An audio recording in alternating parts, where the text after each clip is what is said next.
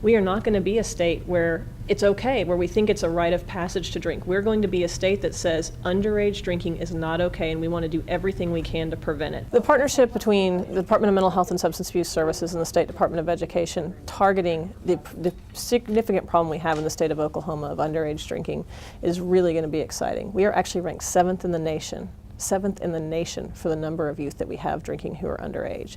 When you look at those statistics, what we know is by the time someone completes 12th grade, over 70% of our students have used alcohol. And in fact, about 40% say they've used alcohol within the last 30 days.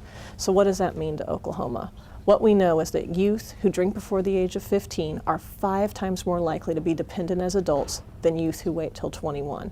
So by looking at a prevention program like Alcohol EDU, we can avert a lifetime of consequences. We think it's very important that we focus on this and let them know that there is an opportunity for adolescents to be able to take advantage of this program. We think it's important for parents and educators to think about the fact that kids are going to be getting out there, going to spring break, going to proms, and in graduation. You know, also in contrast for those young individuals that abstain from alcohol, nationally they're showing improvement in test scores, 18 points for reading and 45 points for mathematics. A young person that has just consumed alcohol will remember 10% less. So this directly affects their education as well as the quality of their life later on.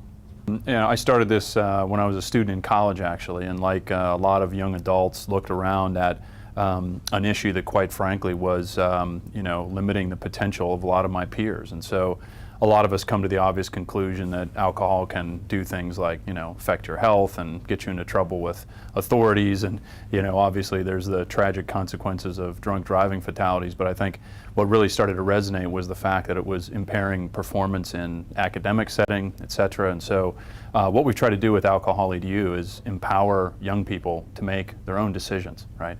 So tapping into their own motivational currents about why they may want to abstain from alcohol longer. There's an awful lot of science behind that. There's an awful lot of reasons why they should do that. And we find that if we spend time kind of building that self-efficacy around it, that it's an incredibly effective path for them. You know, not only helps them make better decisions about whether they choose to drink or not, but across a whole host of other decisions they're going to be faced with throughout their lifetime. We can decrease the cost that we're seeing to our state. In fact, in 2010, it was estimated that $831 million was spent as a result of underage drinking.